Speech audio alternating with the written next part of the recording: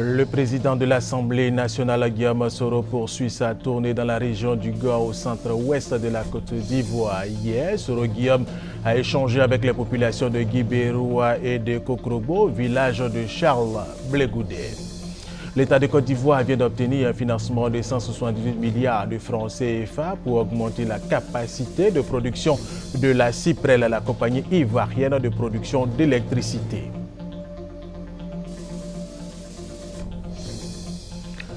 Les morts continuent de se compter en Égypte. Il y a eu des affrontements hier, vendredi, entre pro-Morsi et anti-Morsi, entre pro-Morsi et policiers. Des affrontements qui ont fait une soixantaine de morts. L'actualité, c'est aussi le sport, l'athlétisme, les mondiaux de Moscou avec les 2 médailles d'argent de notre compatriote Muriel Aouré aux 100 mètres et aux 200 mètres. Mesdames et messieurs, bienvenue et merci de regarder RTI 1. Nous émettons d'Abidjan.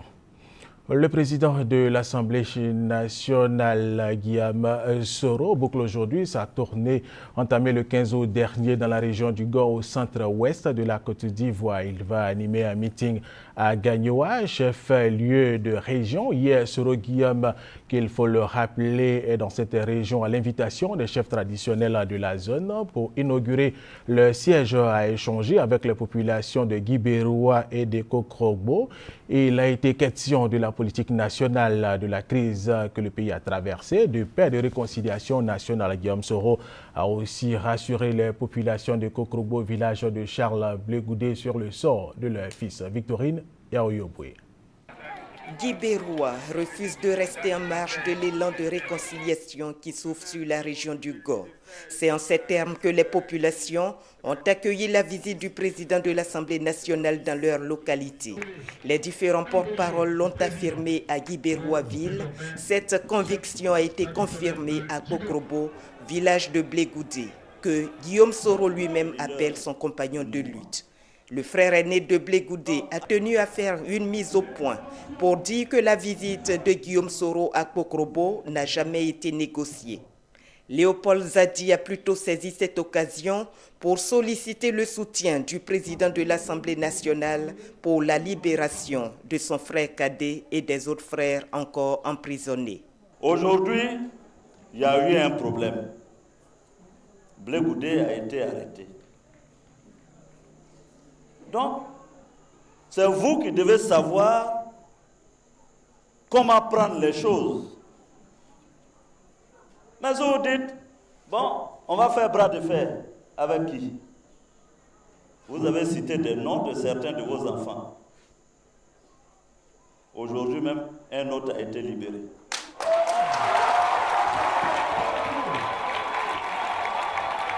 Je suis venu m'adresser aux parents de notre ami pour leur dire que nous parlerons dans la case et je me chargerai de transmettre au président de la République ce que j'ai vu dans le village, ce que j'ai entendu dans le village. Et je peux dire à Léopold de garder la sérénité. Guillaume Soro s'est ensuite rendu à la nuit tombée à Tchédjélé, village du chef Bizier Lambert, président du conseil des chefs de village du département de Gagnoa. C'est le lieu choisi par le président de l'Assemblée nationale pour renouveler ses remerciements au chef des BT de Gagnoa pour son courage et son sens élevé de l'intérêt national. Car ne l'oublions pas, cette tournée de réconciliation dans la région du Gao est du seul fait des chefs du département de Gagnoa.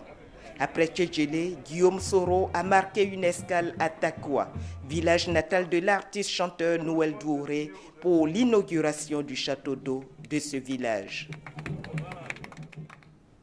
Autre aspect de l'actualité, parlons avec Koné Adama de cette bouffée d'oxygène pour la compagnie ivoirienne de production d'électricité. L'État de Côte d'Ivoire vient d'obtenir un financement pour cette compagnie. Les bailleurs de fonds ont consenti à débloquer 178 milliards de francs CFA pour augmenter la capacité de production de la Cyprel. La signature de la convention a eu lieu en France. Paris. Clifford Chance, 9 place Vendôme. Loin de la lagune ébriée, le ministre du Pétrole et de l'Énergie, Adama Toungara, et celui en charge de l'économie et des finances, Niale Kaba, bouclent ce mercredi 14 août un dossier important. Celui du financement du projet d'augmentation des capacités de la compagnie ivoirienne de production d'électricité Cyprel. Ce sont 178 milliards de francs CFA que promettent ainsi la SFI, la BAD, la BOAD et Proparco. Visiblement heureux, le ministre Toungara identifie les 3 avantages liés à ce prêt. Ça permettra aux Ivoiriens d'avoir de l'énergie, d'avoir de l'électricité, ce qui n'est pas le cas partout autour de nous. Deuxièmement, d'avoir une énergie de qualité pour ne pas que vous ayez toujours cette coupure intempestive dans les quartiers. Et troisièmement, d'avoir l'électricité la moins chère de la sous-région. Je crois que la population tirera un très grand profit. C'est qu'avec cet accord, la Cyprel verra sa capacité de production passer de 321 MW à 432 MW en fin 2013 pour plafonner les 543 MW en fin 2015. Le ministère du Pétrole et de l'Énergie ne compte pas s'arrêter là. Nous voulons réaliser des projets importants dans le transport. Vous savez que pendant 10 ans, la Côte d'Ivoire n'a tiré seulement que 220 km de ligne. Et maintenant, nous voulons quand même réaliser ce projet de 1200 km de ligne. Ensuite, travailler sur la distribution. Vous savez, ces projets sont importants. Et revenir un peu plus d'hydraulicité. Nous voulons construire plus de barrages pour que le mix hydraulique, le mix énergétique en Côte d'Ivoire soit dans une proportion plus favorable à l'hydraulicité. Au ministère chargé de l'économie et des finances, l'on met l'accent sur la valeur hautement économique d'une énergie bon marché. Vous savez que l'énergie est un coût de production important, donc sa disponibilité est un facteur de développement, c'est même une condition indispensable, mais son coût également contribue au développement. Pour les 2 ministres, la Côte d'Ivoire prend ainsi une option sérieuse dans sa volonté de doubler sa capacité de production énergétique en 2020. Revenons sur le 12e forum de l'AGOA, la loi américaine autorisant les pays en Afrique au sud du Sahara à vendre sur le sol américain 6400 produits sans droit de douane. Eh bien, lors de ce 12e forum qui s'est tenu à Addis Abeba en Éthiopie, l'on a pu comprendre que les produits ivoiriens se comportent bien sur le marché américain. Le 12e forum sur l'AGOA en Éthiopie et précisément à Addis Abeba a permis de reconnaître que les produits ivoiriens se comportent bien sur le marché américain. J'en veux pour exemple une entreprise ivoirienne qui évolue dans le secteur des conserves de thon que nous avons appuyé tout récemment et qui aujourd'hui est en train d'exporter environ 3 conteneurs de conserves de thon par mois aux États-Unis et en bénéfice de l'AGOA, c'est-à-dire sans payer aucun droit de douane. J'en veux également pour exemple des entreprises dans des secteurs de moindre taille, notamment dans l'artisanat. Nous avons réussi par une rencontre effectuée entre acheteurs américains et artisans ivoiriens à établir des contacts d'affaires, chose qui a permis à ces entreprises-là de pouvoir aujourd'hui avoir des premières ventes sur le marché américain. Le renouvellement certain de l'AGOA, la commercialisation des produits des pays de l'Afrique subsaharienne sur le territoire américain sans droit de douane permettra, selon les experts ivoiriens, d'accroître les avantages financiers côté ivoirien. Nous sommes d'arrache-pied pour pouvoir vraiment proposer une stratégie globale pour atteindre un chiffre plus important. Nous sommes actuellement à 1,3 milliard de dollars de chiffre d'exportation sur le marché américain. Si nous pouvons atteindre 3 milliards de dollars d'ici 2 à 3 ans, je pense que la Côte d'Ivoire pourra en tirer un profit énorme. Pour eux donc, l'espoir demeure pour que la Côte d'Ivoire, dans son processus de développement les années à venir, profite de l'AGOA. Les femmes entrepreneurs de Côte d'Ivoire et des experts ivoiriens dans le domaine du commerce et du développement durable étaient à Addis Abeba. Ils sont allés démontrer leur savoir-faire et s'inspirer de l'exemple des réussites de certains pays qui ont bien profité de l'AGOA. Regardez. L'Association des femmes entrepreneurs de Côte d'Ivoire, depuis le retour du pays à l'AGOA en 2011, est active pour démontrer ses compétences, son savoir-faire et profiter des opportunités qu'offre l'AGOA, la possibilité de vendre des produits africains et subsahariens sur le marché américain sans droit de douane. En marge du forum, nous sommes en réunion, en conférence, en atelier, pour qu'on puisse ensemble échanger nos expériences, nos problèmes, nos avantages et comment nous pouvons fédérer nos compétences sur le plan africain pour que véritablement les femmes entrepreneurs puissent tirer le meilleur profit des avantages de l'AGOA. Les femmes ivoiriennes ont profité de ce 12e forum pour une fois de plus signifier leur présence dans le monde des affaires. Leur secteur d'activité, le textile, la décoration, l'agroalimentaire. Outre ces femmes, lors de ce 12e forum, la Côte d'Ivoire a enregistré la présence de plusieurs experts du CPC et du Bénet. Je crois que notre expertise ici, dans le cadre du Millennium Challenge Corporation, dans le cadre des objectifs du millénaire de développement, et dans le cadre même du partenariat AGOA Côte d'Ivoire, le commerce international qui régit aujourd'hui l'institution du Bénet, l'Afrique et les États-Unis, vont être renforcés effectivement dans cette stratégie qui a été déclinée ici à Addis Abeba. Ils ont voulu s'inspirer de ce forum pour renforcer leurs connaissances et en retour les mettre à la disposition de la Côte d'Ivoire pour son développement. Et dans l'actualité ivoirienne également, et nous revenons en Côte d'Ivoire, le marché de gros de Bouaké va reprendre ses activités. Les responsables de ce marché ont exposé la nouvelle vision de cette structure commerciale. Ouattara Amadou, Kwadjo Kwame, RT Bouaké. Nouveau départ, nouvelle vision. Après une décennie de crise, le marché de gros de Bouaké vient de faire de façon officielle son retour sur la sellette. À travers le thème marché de gros de Bouaké, place et importance dans le développement du secteur vivrier en Côte d'Ivoire, le marché de gros souhaite se repositionner comme le grenier de la sous-région. Ce nouveau départ a été marqué par une cérémonie solennelle de reprise de ses activités tenues sur le site de ce marché en présence des autorités administratives et des élus politiques. Ces autorités voient en cette relance d'activité l'amélioration de la vie économique de toute la région de Bouaké. Si on a un marché de gros qui remplit hautement ses missions, cela ne peut que permettre de lutter contre la cherté de la vie.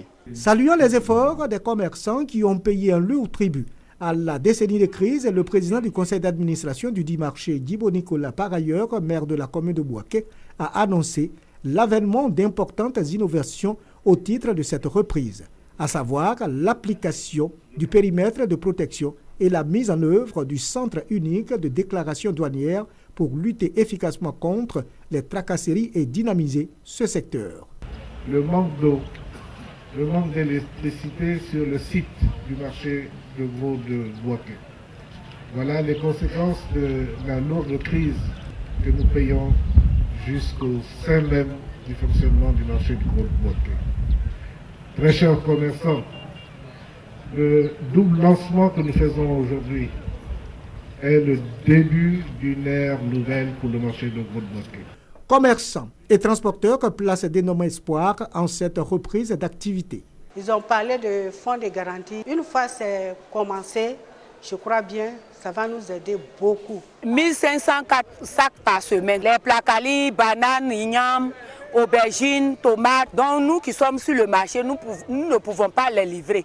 Donc venez vous joindre à nous, nous allons les livrer ensemble. Des travaux de réhabilitation du marché de gros de Bouaké débuteront dès 2014. Ces travaux prendront en compte les observations des commerçants, a annoncé le représentant du ministre Jean-Louis Biot. Les douaniers de Côte d'Ivoire veulent un syndicalisme participatif où les agents pensent à leur mieux-être en n'oubliant pas la bonne marche de l'entreprise. Pour mieux faire comprendre cette vision des douanes ivoiriennes, une conférence de presse a été organisée sur la question. Plus de précisions avec Landry Pono. Syndicalisme et efficacité des services douaniers en contexte post-crise, le cas de la Côte d'Ivoire. Thème qui a rassemblé les membres du syndicat de la coordination nationale des agents de douane de Côte d'Ivoire. L'objectif du SICONADSI est de former non seulement ses membres, mais également tous les douaniers ivoiriens. C'est justement pour être en phase avec les préceptes élémentaires du syndicalisme, parlant des droits. Le conférencier, le professeur Soko Constant, économiste, sociologue et maître de conférences à l'université Félix Houphouët-Boigny d'Abidjan-Cocody, plaide pour un syndicalisme qui vise l'intérêt de ses membres sans mettre à mal le fonctionnement de l'administration. Cette conférence a plusieurs intérêts puisque les syndicats vont permettre de renforcer le dynamisme économique de cette institution stratégique de l'État. L'État donne les objectifs de recettes. Il faut atteindre ces objectifs-là. On ne peut pas les atteindre sans un dynamisme des agents à travers l'organisation. À la suite de la conférence publique, les membres du SICONADSI ont renouvelé les instances dirigeantes de leur syndicat. Le secrétaire général sortant, le lieutenant Serido Célestin, a été reconduit à son poste pour un mandat de 3 ans. Et c'était un commentaire de Landry Pono Kwaku. L'utilisation des sachets plastiques désormais interdite en Côte d'Ivoire. La mesure entre en vigueur bientôt. Pour faire comprendre aux populations le bien fondé de cette mesure, les ministres de l'Environnement et de l'Industrie et des Mines sont en campagne de sensibilisation. Francis Boifo suit cette campagne pour RTI 1. Sachets et autres objets plastiques. L'on en trouve dans toutes les communes de Côte d'Ivoire. Il suffit d'une pluie et voilà le résultat dans les bassins construits pour évacuer les eaux usées. D'un point de vue visuel, c'est tout de suite frappant. Au point de vue écologique, il a été démontré que la durée de vie de ces sachets est d'environ 400 ans. Donc vous vous imaginez un peu les dégâts que tout cela peut causer donc à l'environnement. Ces sachets constituent, selon certains spécialistes de la santé humaine, un danger pour l'homme. Ils sont, selon eux, fabriqués à base de produits pétroliers et de plusieurs molécules chimiques. Le gouvernement décide de mettre fin à leur utilisation. Un décret est pris en mai 2013. Il interdit la production, l'importation, la commercialisation, la détention et l'utilisation des sachets plastiques. Ça va me faire plaisir si jamais il n'y a plus de sachets plastiques à terre partout. Nous, ça nous dérange beaucoup. Chaque matin quand on vient, on va se réveiller très tôt et puis rentrer au moins à 17h à la maison. Quand vous revenez le lendemain, les mêmes trucs que vous avez ramassés, vous revenez tout encore. Bon, moi, ça me fait vraiment mal quand je vois ça. Les sachets, c'est trop gênant. On ne veut plus la saleté dans ce pays. Sur le sujet, une rencontre est initiée entre les ministres de tutelle Alla Kouadio-Rémy, Jean-Claude Brou et les industriels.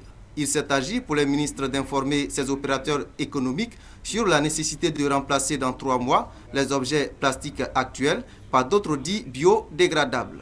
Les plastiques biodégradables sont des objets que l'on peut détruire facilement ou qui se dégradent rapidement et tout seul dans la nature. Lutter contre la pollution et améliorer le bien-être des populations ivoiriennes. C'est l'objectif visé par le gouvernement en instaurant l'usage des plastiques biodégradables. La clinique juridique de Bouaké a enregistré ce dernier trimestre la demande de 200 jugements supplétifs. Elle a donc décidé d'initier une campagne d'information et de sensibilisation sur les déclarations de naissance. Plus de précisions avec Ami Sissoko et Charles Tatou, RTI Bouaké. Les déclarations de naissance posent encore problème dans les régions de Bouaké et du Hambol. De mai à juillet 2013, la clinique juridique de Bouaké a enregistré plus de 200 demandes de jugement supplétifs. Les raisons pour lesquelles les femmes ne font pas souvent la déclaration, souvent la femme dit, bon, quand j'ai accouché là, mon mari n'était pas là. Il y a des femmes aussi qui te disent, non, le père de l'enfant ne l'a pas reconnu, donc c'est à cause de ça qu'on n'a pas fait la déclaration. Si le père n'a pas reconnu l'enfant, toi, la mère, tu peux aller faire la déclaration à l'état civil et là où on devrait mettre le nom du père, là, ça va rester en blanc. On ne met rien là-bas, de telle sorte que quand le père va revenir pour le reconnaître, on puisse aller ajouter le nom du père. Cet atelier de formation qui a réuni travailleurs sociaux, agents de santé, de l'état civil et des enseignants a été initié par les responsables de la clinique juridique. Il vient pallier les insuffisances au niveau de la procédure liée à l'état civil, notamment à la déclaration des naissances. En ce qui concerne les agents de l'état civil, c'était pour renforcer leur capacité en matière de déclaration des naissances. Parce qu'il faut dire que les agents n'ont pas toujours la connaissance sur ce que la loi dit concernant la déclaration de naissance. Et vu l'importance de déclarer une naissance, il était vraiment pour nous nécessaire de rencontrer ces différents acteurs-là pour les sensibiliser sur la déclaration des naissances et les procédures. Il faut forcément former les agents d'état civil. Parce qu'un agent d'état civil ne sait pas quelle est la faute qu'il peut commettre et puis être en prison. On les fait travailler sur l'état sans une formation. J'ai retenu qu'il ne faudra pas mettre du blanco dans un registre, il ne faudra pas gommer dans le registre. La déclaration de naissance est gratuite et se fait sur une période de 3 mois, avec ou sans le carnet de naissance, le certificat de naissance et les pièces des parents ou de l'un ou l'autre parent. On ne peut pas faire une déclaration comme ça, sans savoir, parce que la personne peut avoir un enfant de 2 ans au dos, mais la personne va venir te dire que l'enfant a 2 mois, puisqu'on dit de déclarer.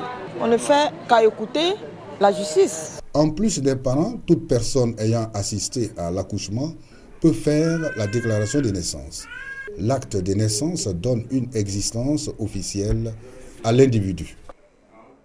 Dans l'actualité ivoirienne, l'organisation non gouvernementale Génération des femmes du 3e millénaire et le réseau des organisations des femmes d'Afrique francophone veulent aider les femmes à être des actrices de prise de décision. Une rencontre vient de se tenir avec des femmes leaders politiques. L'objectif, leur donner les rudiments nécessaires pour une participation efficace à la vie politique en Côte d'Ivoire. Reportage Douadi Lazer.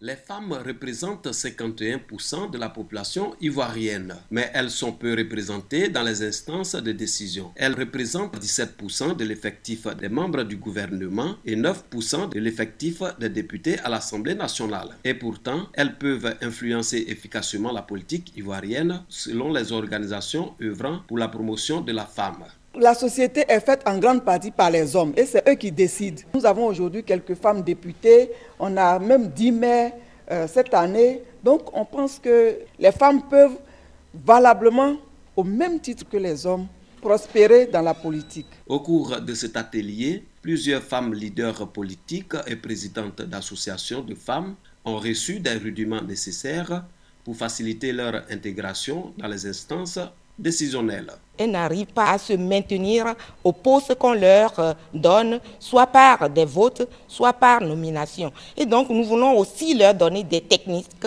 de pouvoir se maintenir à ces postes si elles arrivent à y accéder.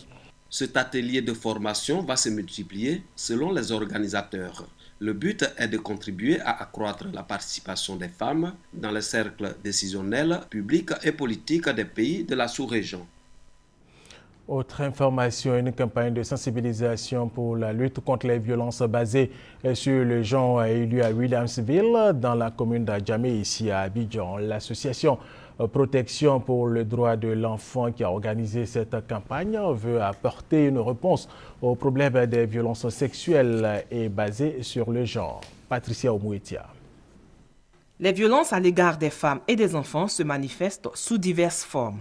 Elles constituent des violations des droits humains. Elles font l'objet de préoccupations tant internationales que nationales. Toutes les structures qui se battent pour la maltraitance, pour les VBG, il faut qu'on se mette ensemble pour vraiment sensibiliser, pour éradiquer vraiment cette violence.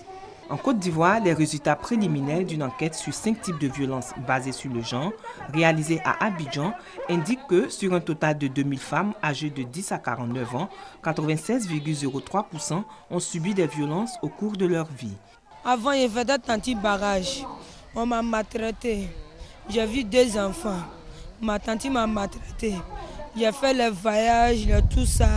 Je suis venu à Abidjan maintenant. Il n'est pas moins. J'ai fait anti-barrage.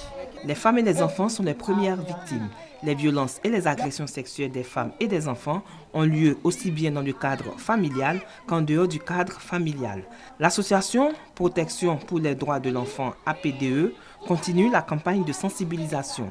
Elle apporte assistance aux victimes tout en œuvrant à l'instauration de la cohésion sociale dans les foyers.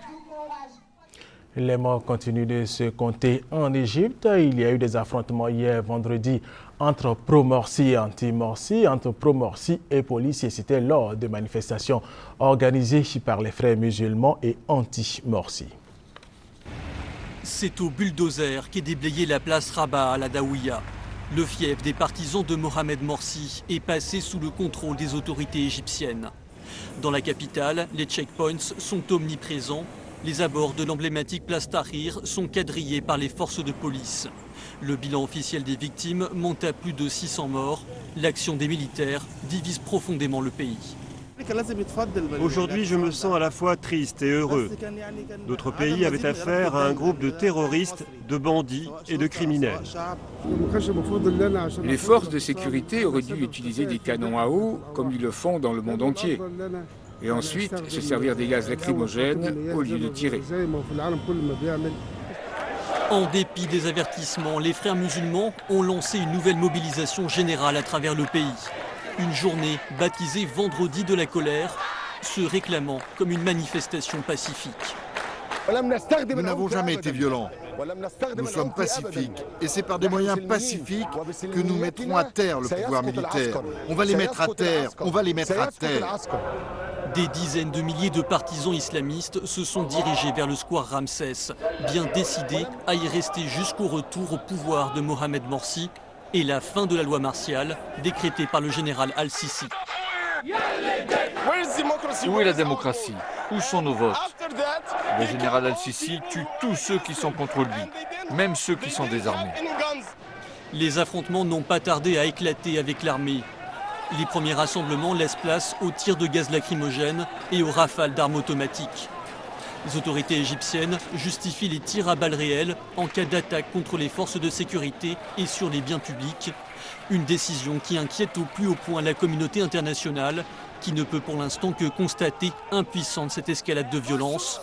Le Conseil de sécurité de l'ONU, réuni la veille, appelle chaque partie à faire preuve de retenue. Ces manifestations ont débouché sur des affrontements qui ont fait une soixantaine de morts, augmentant ainsi le nombre de personnes tuées à environ 700 selon les autorités égyptiennes. Sport athlétisme mondial de Moscou, la star ivoirienne Muriel Aouré, la plus rapide des femmes de Côte d'Ivoire et d'Afrique, après la médaille d'argent aux 100 mètres hier à Moscou. Elle a encore fait flotter le drapeau ivoirien en remportant la médaille d'argent aux 200 mètres avec un temps de 22,32. La sprinteuse ivoirienne de 25 ans est donc entrée dans l'histoire de la Côte d'Ivoire en devenant la première ivoirienne à monter 2 fois sur le podium d'un championnat du monde d'athlétisme. Et c'est la fin de cette édition. Merci de nous avoir suivis. Restez avec nous sur RTI 1.